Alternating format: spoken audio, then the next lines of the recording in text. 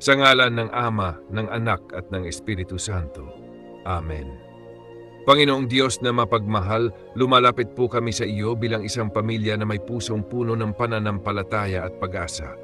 Maraming salamat po sa biyaya ng pamilya, sa pagmamahalan, sa pagkakaisa at sa bawat araw na magkakasama kami.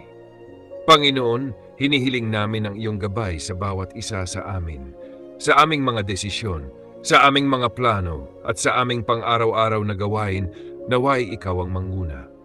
Turuan mo kaming magtulungan, magunawaan at magmahalan sa kabila ng aming mga pagkakaiba.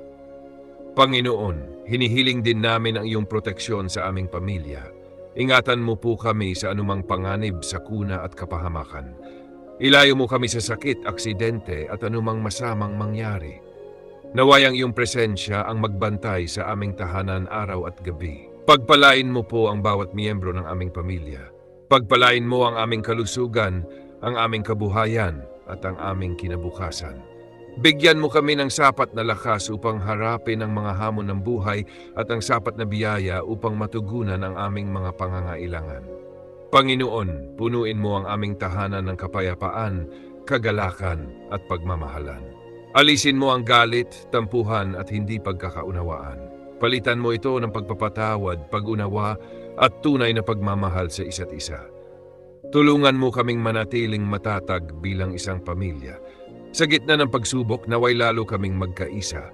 Sa oras ng panghihina, naway ikaw ang maging lakas namin. Panginoon, ipinagkakatiwala namin sa iyo ang aming pamilya, ang aming buhay, ang aming mga pangarap at ang aming kinabukasan. Ikaw po ang maging sentro ng aming tahanan at ng aming mga puso. Maraming salamat po sa iyong walang hanggang pagmamahal at pagpapala sa aming pamilya.